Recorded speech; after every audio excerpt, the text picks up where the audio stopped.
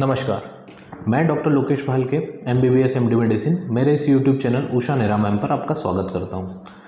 आज के इस वीडियो में हम बात करेंगे टाइफाइड के बारे में कि टाइफाइड की जो बीमारी है उसको पता करने के लिए जो भी जांचें की जाती हैं उनमें से कौन सी जांचें की जाना चाहिए, कौन सी जांचें नहीं की जाना चाहिए। आप जब भी बीमार होते हैं, आपको बुखार होता है, आप डॉक्टर के पास जाते हैं, वो कुछ जाँचें आपको एडवाइस कर देते हैं। उस जाँचों में एक बहुत कॉमन सी टेस्ट है विडाल। तो आज हम इसी की बात करेंगे कि क्या ये विडाल टेस्ट सिग्निफिकेंट है, इसको किया जाना चाहिए या नहीं किया जाना चाहिए।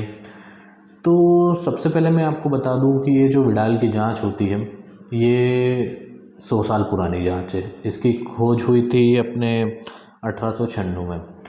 दूसरी चीज़ ये कि जितनी भी हेल्दी पॉपुलेशन है, कोई सा भी आप एरिया ले लो जहाँ एंडेमिक है या जहाँ पे टाइफाइड पाया जाता है अधिकतर, वहाँ की जो हेल्दी पॉपुलेशन है उसमें भी नॉर्मली विडाल टेस्ट पॉजिटिव आ सकता है।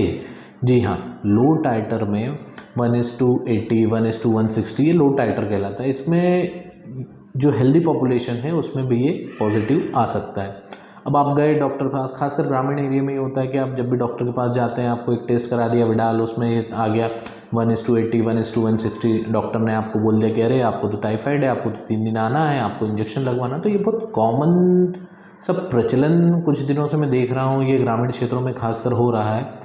तो ये बिल्कुल गलत है। आप बिल्कुल भी आँख मूंद कर इस जाँच पर भरोसा ना करें।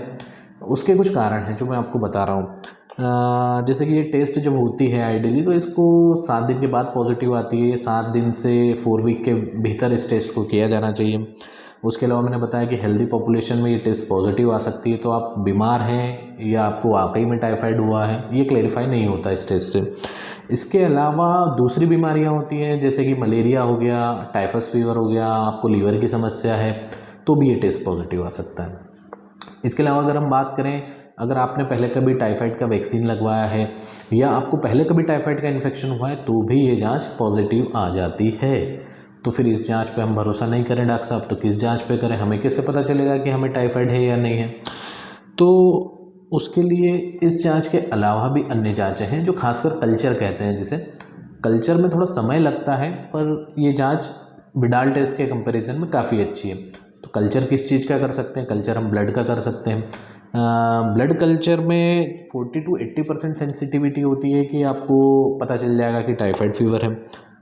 अधिकतर ये देखने में आता है कि हम एंटीबायोटिक या तो पहले से घर पे ही खा लेते हैं या हमें कोई ग्रामीण क्षेत्र में डॉक्टर को दिखाया, फटाफट एक एंटीबायोटिक तो दे ही देते हैं, तो ये टेस्ट नेगेटिव आने की संभावनाएं बढ़ जाती है। तो अगर ब्लड कल्चर नेगेटिव है तो फिर हम बोन मेरो कल्चर करते हैं। बोन मेरो पे इफेक्ट नहीं होता एंटीबायोटिक का इतनी जल्दी, तो बोन मेरो के चांसेस बढ़ जाते हैं पॉजिटिव आने के। इसकी सेंसिटिविटी होती है 55 से 90%। वहीं हम बात करें कि अगर ये भी नेगेटिव आ रहा है तो इसके अलावा हम इंटेस्टाइनल सिक्रीशन, हमारी आंतों में जो सिक्रीशन होते हैं वो सिक्रीशन लेके उसका कल्चर कर सकते हैं। उसमें फिर बैक्टीरिया का पता चल जाता है कि आपको टाइफाइड का फीवर है। इसके अलावा आपका लेट्रिन का सैंपल भी लिया जा सकता है और उसका भी कल्चर किया जा सकता है।